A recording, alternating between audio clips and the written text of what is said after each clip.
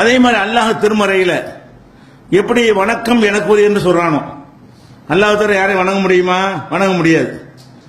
வணக்கம் எனக்குரியது என்று சொல்ற மாதிரி தான் பெருமை எனக்குரியதுங்கிறான் அல்லாஹ். உலகுல் கிப்ரியாவு ஃபி ஸமாவாத்தி வல் அர்த், வானங்களிலும் பூமியிலும் எடுத்துக்கொண்டால் பெருமைங்கிறது எனக்குத்தான் சொந்தம்.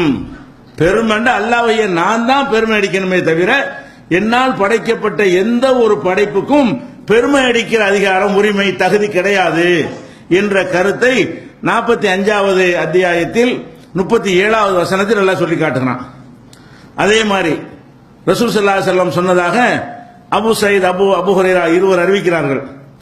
அல் இஸ்ஸு இஸாருஹு, கண்ணியம் என்பது அல்லாஹ்வுடைய கீழாடை.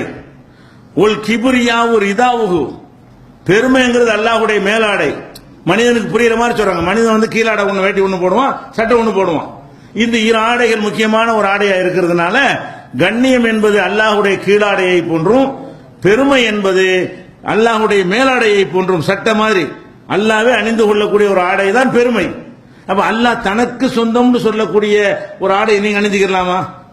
அல்லாஹ் எனக்கு மட்டும்தான் இது இருக்குது அப்படி ஆடையில தகுதி, எனக்கு மட்டும்தான் இந்த தகுதி இருக்குது, இந்த கண்ணியம் இருக்குது அப்படின்னு சொல்லக்கூடியதை மனிதன் எப்படி அணிய முடியும்?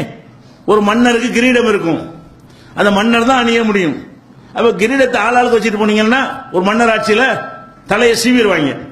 ஒரு சாதாரண ஒரு மன்னனே எனக்கு உள்ள கிரீடத்தை இது மாதிரி யார் அணியக்கூடாது என்று சர்வாதிகார ஆட்சியில உத்தரவு போடும் பொழுது மக்கள் எல்லாம் பயந்து அதை தவிர்க்கிறாங்க. அல்லாஹ் என்ன சொல்றான்? அல்லாஹ் பெருமை எனக்குரிய ஆடை, நான் போத்தி கொள்ளக்கூடிய மேலாடை, இதுல எவனாவது போட்டி போட்டார் அப்படி சொல்றான். ஃபமன் யுனாசியனி, இதில் யார் எனக்கு போட்டிக்கு வருகிறானோ அஸ்தபுத்துஹு, அவனை நான் அதாபுசி தண்டிப்பேன், அவனை கண்டிப்பேன் தண்டிப்பேன்கிறான். அப்ப இந்த பெருமை நமக்கு வந்து விட்டது என்று சொன்னால் அல்லாஹ் தனக்கு சொந்தம் என்று சொல்லக்கூடிய அந்த கௌரவத்தை நம்ம சொந்தம் கொண்டாடுகிறோம்.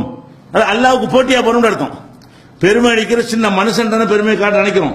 நம்ம அல்லாஹ்ட்டை காட்டிவிட்டோம், நம்மள மாதிரி ஒரு மனுஷன் போய் நம்ம பெரிய ஆளை காட்டிக்கிறோம் அப்படி நினைக்கிறோம். அல்லாஹ் அப்படி எடுக்கல. உனக்கு அந்த தகுதி என்ன இருக்கு? அவனே நான் படிச்சிருக்கிறேன், உன்னை நான் படிச்சிருக்கிறேன், ரெண்டு பேருக்கும் பெரியவன் நான் இருந்துகிட்டு இருக்கிறேன், நீ பெரியவன்கிற மாதிரி அவன்கிட்ட போய் காட்டுறேன்னு சொல்லி அல்லாஹ் கோவப்பட்டு என்னுடைய ஆடையை நீ சொந்தம் கொண்டாடுகிறாய்.